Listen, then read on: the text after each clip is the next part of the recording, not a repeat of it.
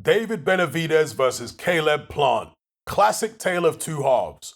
Plant looked like Sugar Ray Leonard in the early going. Beautiful jab, great footwork, nice upper body movement, very fluid, great balance, firing off the fast combinations. And he was feeling himself, showboating to the crowd and whatnot. I had him up 4 rounds to 2 after 6. Benavidez, on the other hand, looked like a cardboard cutout on wheels, coming in terribly upright, getting outmaneuvered and pinged with shots at long range.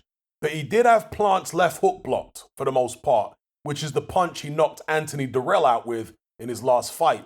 And Plant's right hand don't have any mustard on it. In fact, it don't even have any ketchup on it. It's not a very tasty punch. And that was a problem, because once Benavidez figured out the lay of the land, he realized he could step up the aggression without being punished for it.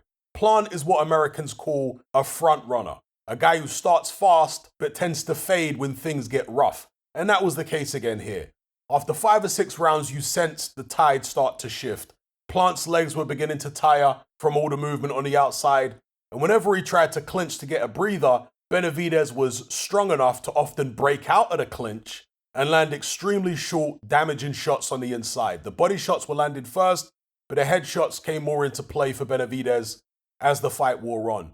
By the final third of the fight, Plant was pretty much in survival mode. Benavidez's momentum built up to the point where he was like a giant snowball rolling down a hill, and Plant was powerless to stop him. I was amazed that Plant managed to stay on his feet, actually, because Benavidez was beating him like a piñata at a kid's birthday party. It was all one-way traffic. I could have sworn he was going to stop him. Plant was forced to stand and trade on several occasions. He utilized some head movement up close and somehow managed to hear the final bell without taking a single count.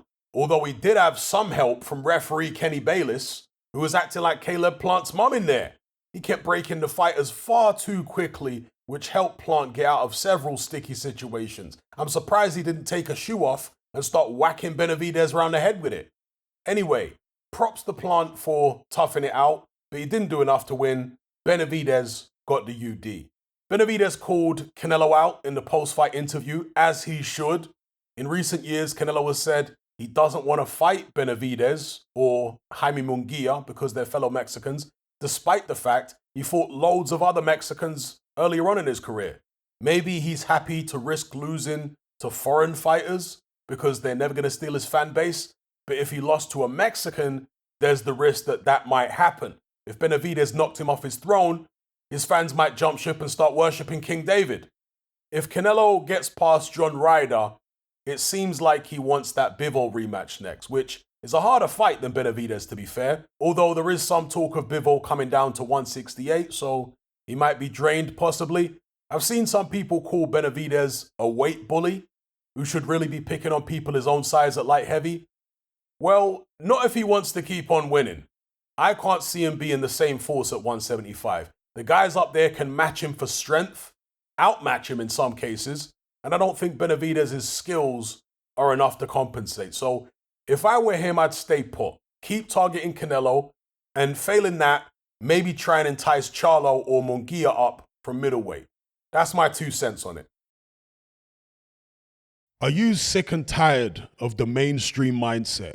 Does the dogmatic conformity and pathological ignorance have you tearing your hair out in frustration? Then don't be alone. Come and join our brotherhood on Patreon. We stand as a beacon of reason against an army of insanity. You'll gain access to my weekly topical podcast, where we take more deep dives than Jacques Cousteau on an endless variety of subjects. There's also videos, interviews, live Q&As, as well as a vast back catalogue of previous episodes, including my popular Confessions of a Nightclub Bouncer series. You can listen via the Patreon app or download in high-quality MP3. Connect with myself and hundreds of other members in our Element chat group. There's no contract, no commitment, you can cancel at any time, and it's cheaper than a Mickey D's McMuffin.